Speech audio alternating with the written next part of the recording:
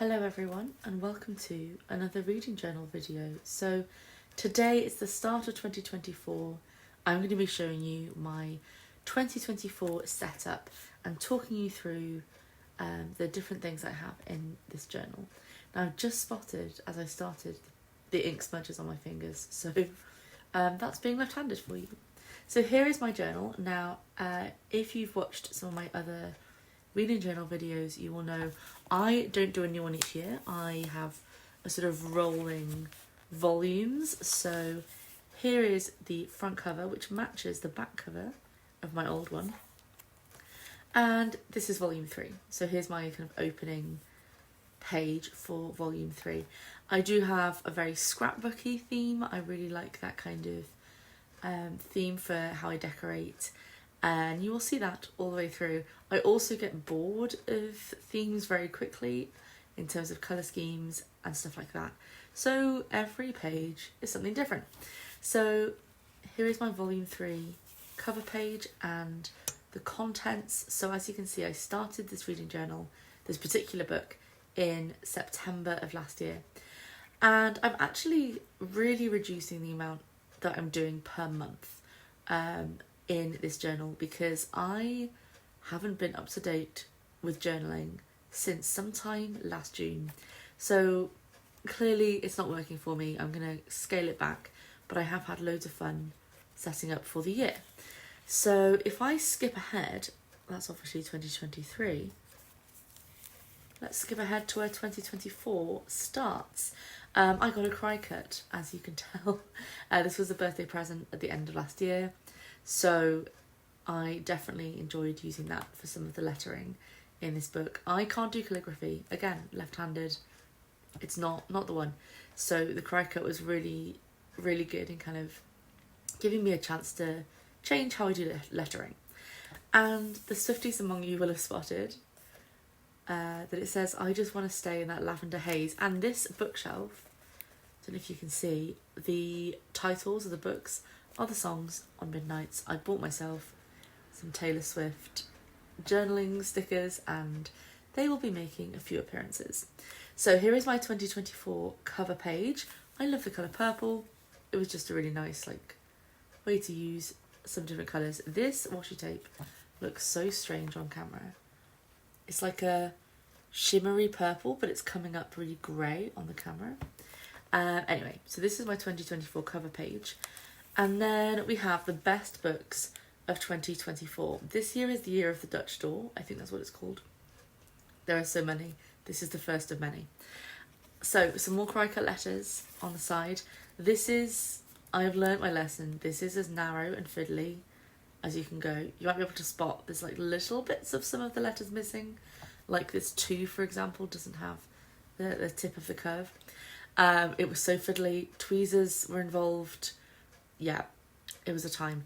These 2 pages in general. So on this page we have January to June, and on this page July to December. And I'm going to print off at the end of each month a picture of my best book of the month. And these frames are 4.5 centimetres, so 9 squares, and 6.5 centimetres which is 13 squares. And so I will print off a 4x6 picture. And if I just flick back to my December pages to show you what that looks like when it's finished. This is my December page. So that's what it kind of looks like when they're printed off and stuck in. So I'm going to do that for the best books of the month. Now, again, when I do these Dutch doors, you'll spot this. I really like to kind of have that pattern on each side. And yeah, I went through so many versions of what I wanted on each side. For a while the letters were going to be on this, but the background paper was too busy. It took a long time to settle on this, but I'm really happy with how it turned out. And I really like that this washi tape, it doesn't quite line up because of how the washi tape itself is, but I really like the overall look of this one. I also, so you will notice this on the other Dutch doors, usually I put washi tape over the edge, and this time I started off by cutting the corners out and then was like, oh no, now I can't put washi tape on it. Yeah, I decided I preferred washi tape, so all the others will have tape. So this is my best books of the year spread. And then another very important spread, so important I keep a bookmark on it, is my new books here for the whole year and the books that I have read on this side. You'll spot another Taylor Swift one over here. I'm so pleased with how this page turned out. Again, it was very stressful. This one doesn't really match the colours of the rest, even though it was from the same kit, but that's because I tried to put a stamp and it went wrong, so I stuck that over the top. And so I've got this backing paper here. These are my a year spread, one for this page, one for that page. On this side, these are all my new books. So every time I get a new book, whether I buy it, whether I'm given it, or whether it's a sort of gifted review copy, goes on here. There's my key. And on this side, when I finish a book, whether it's physical, a Kindle book, or an audiobook, I colour in on this side. And the idea is that I colour in more on this side than on this side. As you can tell, I'm already failing at that. So we will hope, as the year goes on, that this one gets fuller and this one does not. And so, well, the specific reason I had to do it this way, although I'm really pleased with how it turned out, this was not my first choice. I bought a whole set of pens of different shades. I really wanted to have some more muted shades this year, and I didn't have any proper felt tip pens. So I bought a whole set, and they bleed like crazy. They go straight through. Even this proper journaling paper, you can see everything on the other side as if you've written it on that side. So I stuck extra paper over the notebook and then cut these at the back of an old journal, and so far no bleeding through. So I count that as a win, and I think it looks really cool. So yes, here's my annual trackers of my new books and the books that I read. Another thing I like to keep track of over the whole year is how many books I read each month, how many pages I read each month, and the average length of each book I read that month. And yes, I was a maths nerd in school. So here are my 2 pages for that one. I've had this paper for so long and it doesn't match anything else I've got, so I used it for this page. And yeah, so we've got a column for the books, number of books I read, a column for the number of pages I read, and a column for the average length of the books that I read in that month. And I don't actually do that much annual tracking in my reading journal. I keep a spreadsheet for most of my annual tracking, partly because I think for things like genres and just lists of the books, I don't want to start a page. I'm a bit of a perfectionist. I don't want to start a page and then run out of space partway through the year because I underestimated, or have loads of blank space because I overestimated.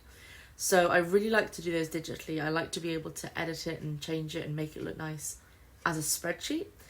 But things like this, I really like to do in my journal. So I've got my books and pages here. And here is my TBR page with my TBR of shame. It's so big. It's so big. So yeah, each month I will write down at the end of the month how many books from my TBR and what my NetGalley percentage is. Obviously this is I really like the colours on this page. It's a bit weird and wacky. I had all of these little bits and bobs of all these wacky colours, and I thought, you know what, we're going to throw them all together, and I'm quite pleased with how it turned out. I wouldn't want to do more than one page of it. It's a bit too colourful for my liking, but one page is great.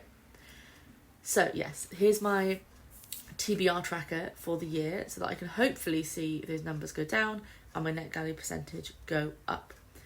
Having said that this is too colourful, my next page is the most colourful page of all, but you know what? I love it. And that's because it's my Read Queerly pages. Again, the Dutch doors are back, and this is a reading challenge that I've come across the last couple of years, but this year I thought, you know what, this is the year I'm going to do it.